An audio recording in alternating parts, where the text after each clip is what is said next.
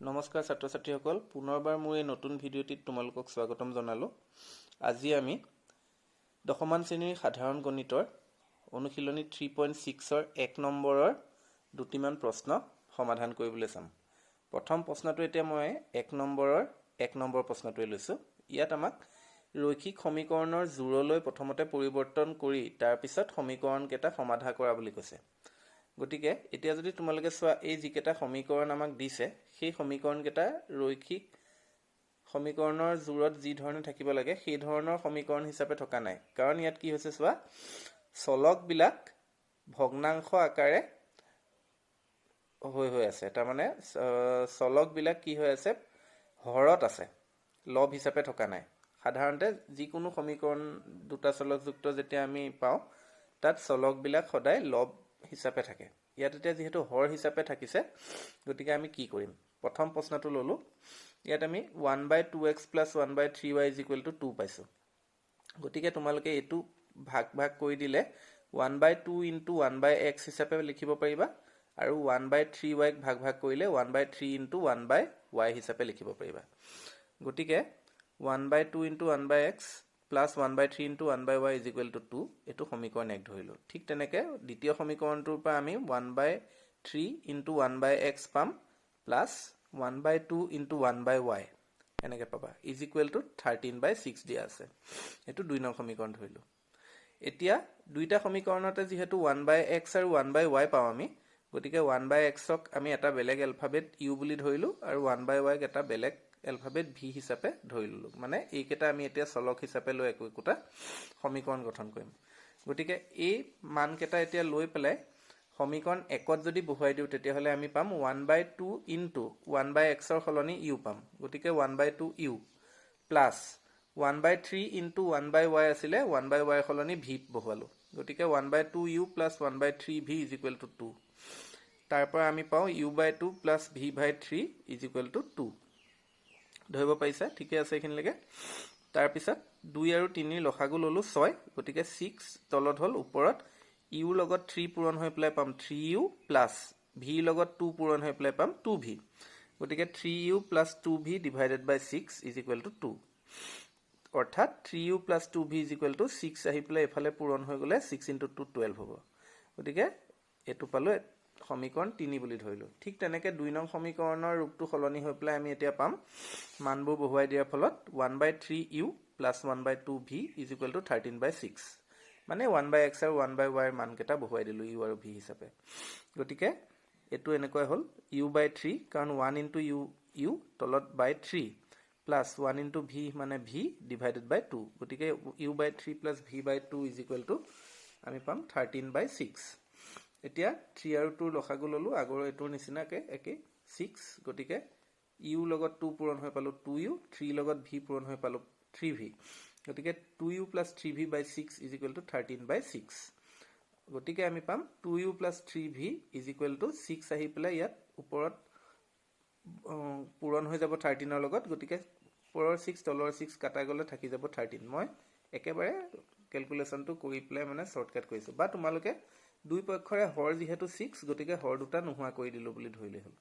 তেতিয়া 2u + 3v = 13। সেইটো আমি সমীকৰণ 4 ধৰিলোঁ। এতিয়া ইয়াত বিভিন্ন যিকোনো এটা পদ্ধতিৰে আমি দুটা চলকৰ সমীকৰণবোৰ সমাধান কৰিব পাৰোঁ। এতিয়া কোনো নিৰ্দিষ্ট পদ্ধতি ইয়াত উল্লেখ কৰা নাই, যেতিয়া যিকোনো পদ্ধতিৰে কৰিলেই হ'ল। মই এতিয়া বজ্ৰগণন পদ্ধতিৰ সহায়ত কৰিছোঁ। তাত সমীকৰণ 3 আৰু সমীকৰণ 4ৰ পৰা যদি আমি চাওঁ, a1 মানে হ'ব সমীকৰণ 3ৰ পৰা পাইছোঁ 3, b1 মানে হ'ব 2, c1 মানে হ'ব -12, কাৰণ এই মানটো সমান চিহ্নৰ এইপিনে আনি লৈ পেলাই =0 বুলি ধৰিব লাগিব। গতিকে c1 মানে হ'ব -12।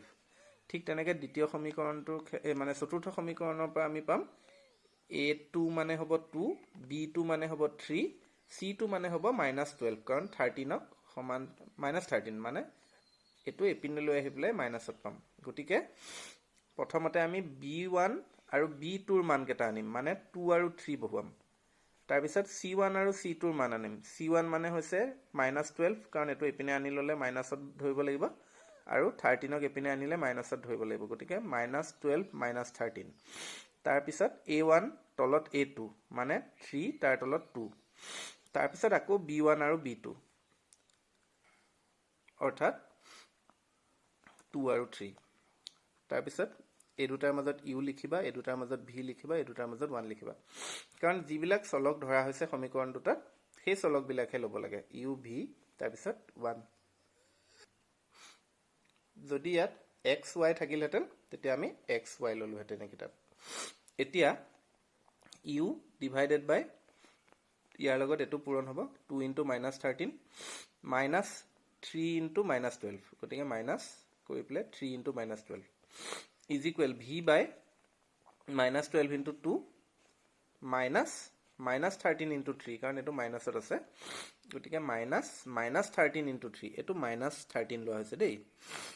is equal to 1 by 3 into 3 minus 2 into 2 কাৰণ এটো অকল 2 আছে গতিকে মাইনাসটো বাহিৰত লৈ প্লে ভিতৰত 2 into 2 এতিয়া U ডিভাইডেড বাই এই দুটা পূৰণ কৰিলে আমি পাম -26 minus 3 into -12 গতিকে মাইনাসে মাইনাসে plus 3 into 12 36 is equal V by -24 plus 39 কাৰণ -12 into 2 -24 ইয়াত মাইনাসে মাইনাসে প্লাস হ'ব গতিকে প্লাসত 13 into 3 হ'ব 39 এপিনে 1 by 3 into 3 9 minus 2 into 2 4 তাৰপিছত আমি পাম U by 10 36 ৰ পৰা -26 হৈ প্লে 10 থাকিলে V by 39 ৰ পৰা -24 কৰিলে 15 থাকিলে is equal to 1 by 9 minus 4 কৰিলে 5 থাকিলে এতিয়া U by 10 is equal to আমি 1 by 5 ল'ব পাৰিম আৰু V by 15 is equal to 1 by 5 ধৰিব লাগিব দুবাৰ বেলেগে বেলেগে তেনেকৈ কৰিলেই হ'ল তেতিয়া হলে U by 10 is equal 1 by 5 হলে U is equal to হ'ব 10 by 5 কাৰণ 10 টো এপিনে আহিলে ওপৰলৈ যাব গতিকে U মানে হ'ব 2 কাৰণ 5 এৰে 10 ক দুবাৰ যায় হৰণ এতিয়া U মানে আমি ধৰিছিলো 1 by x গতিকে U ঠাইত 1 by x পাতি দিলো is equal to 2 গতিকে x is equal to হ'ব 1 by 2 মানে দুই পক্ষৰ প্ৰতিক্ৰম লৈ দিলো বুজি পালা ঠিক তেনেকৈ V by 15 মানে 1 by 5 যেতিয়া V মানে হ'ব 15 by 5 15 ওপৰলৈ গ'ল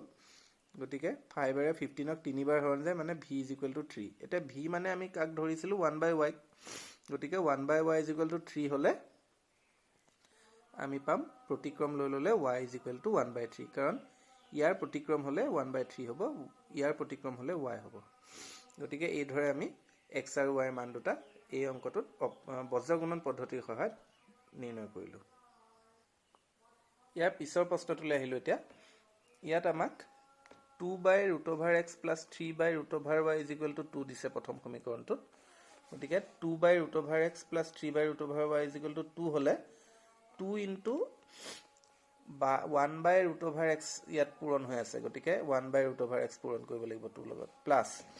ইয়াত 3 into 1 by root over y পূৰণ হৈ আছে গতিকে 3 into 1 by root over y is equal to 2 এটো এক নং সমীকৰণ ঠিক তেনেকৈ 4 by root over x টোক আমি 4 into 1 by root over x minus 9 by root over y টোক 9 into 1 by root over y is equal to -1 এই ধৰণে আমি 2 নম্বৰ সমীকৰণটো ল'ব পাৰিম এতিয়া 1 by root over x আৰু 1 by root over y দুইটাতে আছে কাৰণে এইকেইটাক আমি এটা এটা বেলেগ চলকেৰে ধৰি লৈছো ধৰি ললো এটো m আৰু এটো n গতিকে 1 by root over x আৰু 1 by root over y এই মানসমূহ আমি সমীকৰণ 1 আৰু 2 যদি বহুৱাই দিও তেতিয়া হলে আমি পাও 2m plus 3n is equal to 2 সমীকৰণ 1 ৰ পৰা পাও কেনেকৈ চোৱা 2 into 1 by root over x ৰ ঠাইত m বহুৱালো plus 3 into 1 by root over y সলনি n বহুৱালো গতিকে 2m plus 3n is equal to 2 ঠিক তেনেকৈ 2 নম্বৰ সমীকৰণটোৰ পৰা পাম 4m minus 9n is equal to -1 clear হৈছে এইখিনিলৈকে এতিয়া মই অংকটো অপনয়ন পদ্ধতিৰে কৰিছো আগৰটোত বজ্ৰগুণন কৰিছিলো এবাৰ অপনয়ন পদ্ধতি এটা সহায় লৈছো গতিকে সমীকৰণ 3 আৰু সমীকৰণ 4 যদি আমি m আৰু n ৰ সহগ বিলাক চাও ইয়াত m ৰ সহগ 2 ইয়াত m ৰ সহগ 4 ইয়াত n ৰ সহগ 3 ইয়াত n ৰ সহগ -9 গতিকে মই m ৰ সহগ দুটাকে সমান কৰিব বিচাৰিছো তাৰ বাবে যত 2 আছে সেই সমীকৰণ গুটেইটোক আমি 2 ৰে পূৰণ কৰি দিলেই হ'ল তেতিয়া ইয়াৰ 4 হৈতে সমান হৈ যাব